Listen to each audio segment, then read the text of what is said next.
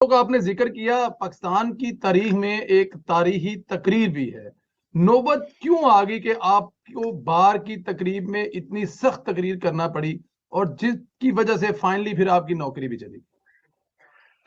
پرویز صاحب، میں نے نا یہ چونکہ نومبر 2017 سے یہ معاملات چل رہے تھے، میں نے مختلف اوقات میں مختلف طریقے سے کوشش کی. میں اپنے جوڈیشل آرڈرز میں بھی بہت ساری چیزیں لکھتا رہا اور ان کو بھجواتا بھی رہا. Even chief of army staff صاحب کو بھی بھجواتا رہا آرڈرز کی کاپی. میں اپنے چیف جسٹس کے نوٹس میں لاتا رہا، لیکن وہ ان کا بڑی غیر سنجیدہ سا ایک رویہ ہوا کرتا تھا. اور چونکہ ان کے اپنے اوپر بھی ایک ریفرنس ہوا تھا کہ انہوں نے قواعد و ضوابط کے خلاف لوگوں کو بھرتی کیا، جس میں ان کا اپنا سگا بھائی بھی تھا اور باقی بھی لوگ تھے. اور بائی دا وے وہ جو ریسٹ ہاؤس ڈکلیئر کرنے والوں میں یہ موصوف بھی شامل تھے. جی اور کہا یہ جاتا ہے کہ آج تک بھی ان کے گھر میں بہت سے آرٹیکلز ایسے ہیں جو اسلام آباد ہائی کورٹ کے ہیں. تو وہ جب میں ان سے بات کرتا تو وہ ٹال دیتے، کچھ نہیں ہوتا جی، یہ ہے بس بھائی سر پھینک کے کام کرو، بڑے حالات خراب ہیں، اوپر سے بھی یہ حکم ہے. پھر میں نے محترم میاں ثاقب نثار صاحب کو اپروچ کیا. ان کو میں نے کہا جی کہ مجھے ٹائم دیں، میں نے بڑی ضروری باتیں کرنی ہیں آپ سے. لیکن انہوں نے ٹائم نہیں دیا. ان کے ذاتی سیل فون پر بھی میں نے میسیجز کیے، اس کا بھی کوئی رپلائی نہیں آیا. وہ تو میری شکل نہیں دیکھنا چاہتے تھے نا، ثاقب نثار صاحب. کیونکہ ہاں وہ میری شکل نہیں دیکھنا چاہتے تھے. کہ ان کو یہ تھا کہ یہ جو ہے کہ ضرورت سے زیادہ انڈیپینڈنٹ ہے، یہ ہماری بات بھی اگر ہم کوئی اس کو ایسے کہیں گے ہماری فیور کی بات یا ہمارے کسی عزیز کی فیور کی بات کرو تو یہ وہ بھی نہیں کرے گا.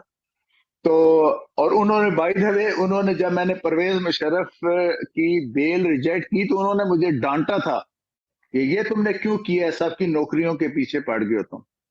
تو پھر خیر یہ ان کو بھی کہا نہیں ہوا. اب میرے پاس نہ میں پریس کانفرنس کر سکتا ہوں، نہ میں کوئی اپنے مطلب کسی جرنلسٹوں کو بلا سکتا انٹرویو لے ہوں، سکتا ہوں. نہ میں کوئی اسی جگہ انٹرویو دے سکتا ہوں.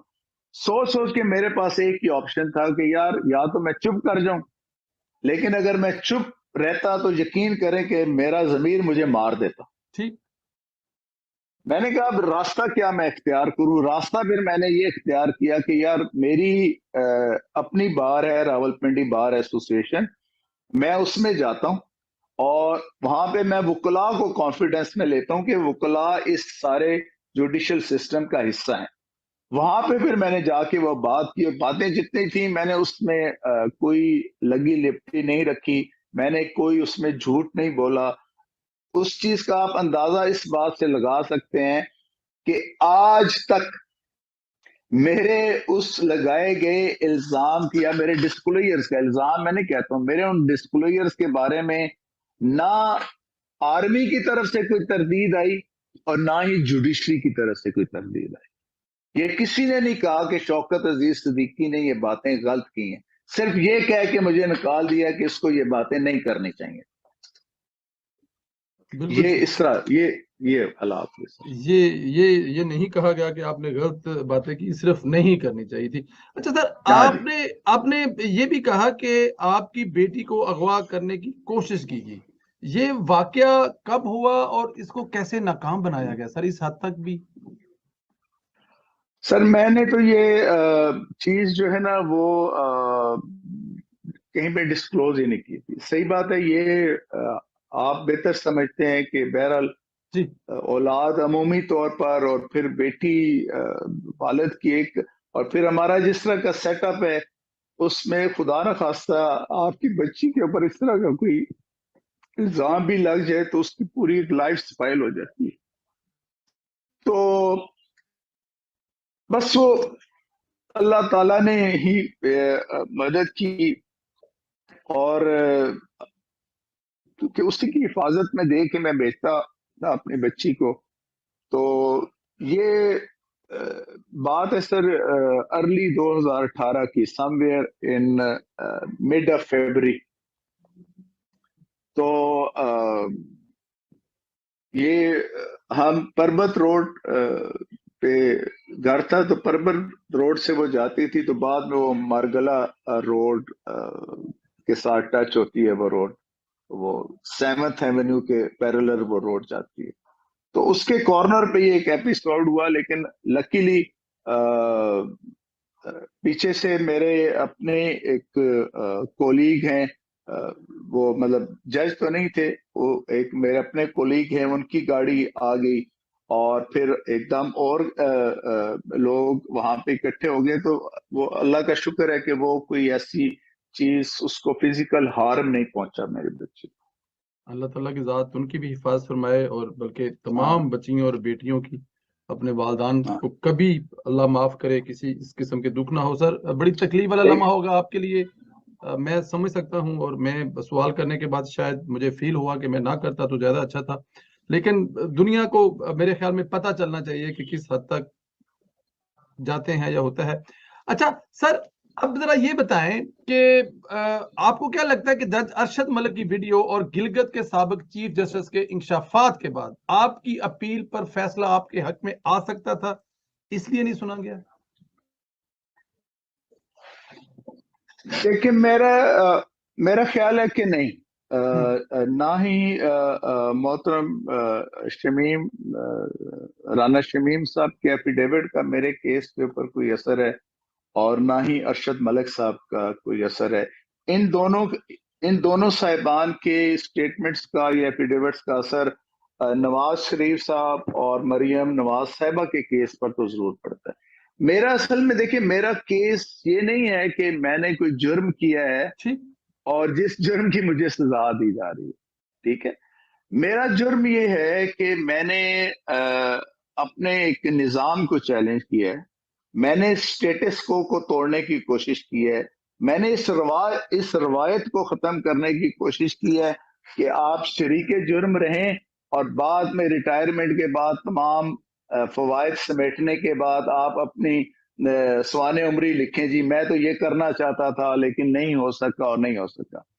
اور پھر چونکہ ثاقب نثار صاحب اور آصف سعید کھوسہ صاحب دونوں ذاتی طور پر وہ میرے ساتھ ایک ذاتی دشمنی کے لیول پر اترے ہوئے تھے، اور انہوں نے میرا کیریئر سپائل کیا. مجھے دسمبر 2015 سے اکتوبر 2018 تک مسلسل ایک عذاب میں رکھا، اور ابھی بھی میرے کیس میں جو ڈسیژن ہونے میں رکاوٹ ہے نا، وہ ثاقب نثار صاحب کے اثرات ہیں، جو موجودہ chief justice of Pakistan Umar Ata Bandial صاحب کے اوپر ہیں. تو جب ثاقب نثار صاحب کے اثرات سپریم کورٹ سے ختم ہوں گے، میرا کیس اس وقت ڈیسائیڈ ہو جائے گا. لیکن سر، ثاقب نثار اور آصف سعید کھوسہ صاحب اتنے اسٹرانگ ہیں کہ ابھی تک ان کے اثرات ہیں. سر بات یہ کلبز ہیں نا، جی کلبز ہیں جی. ایک لاہوری کلب ہے، پھر لاہوری کلب میں سے ایک اور شام کی محفلوں کا کلب ہے، پھر ایک اس میں سے اپنا وہ کیا کہتے ہیں، وہ پیمانہ جس کو پھوٹا جسے کہتے ہیں. جی وہ نہیں، وہ جو فارم ہاؤس کلب ایک علیحدہ ہے. جی جی. تو بس بڑے معاملات ہیں. بہتر ہے ان چیزوں پر پردہ پڑا ہی رہے، لیکن میں نہیں اٹھاؤں گا تو وقت ضرور اٹھا دے گا بہت ساری چیزوں سے پردہ. بالکل ٹھیک ہے. اچھا سر، ثاقب نثار نے جونیئر ججز کو سپریم کورٹ تعینات کرنے کی روایت ڈالی، اس سے نظام انصاف کا نقصان کیا ہوا اور مقصد کیا تھا ان کو جونیئر ججز کو آگے لانے کا؟ دیکھیں میاں ثاقب نثار صاحب انتہائی متعصب اور اکبرہ پروری کرنے والے، کرپشن کرنے والے، کرپشن کو پروموٹ کرنے والے، کرپشن کرنے والوں کو اکاموڈیٹ کرنے والے جج تھے. اور یہ انہوں نے کام شروع کیا جناب منیب اختر صاحب کو سندھ ہائی کورٹ سے چوتھے نمبر سے اٹھا کر اوپر لے کے آئے. پہلی وجہ اس کی یہ تھی کہ وہ ان کی ارائیں برادری کے تھے. دوسری اس کی وجہ یہ تھی کہ اگر اس وقت کے پشاور ہائی کورٹ کے چیف جسٹس جناب جسٹس آفریدی صاحب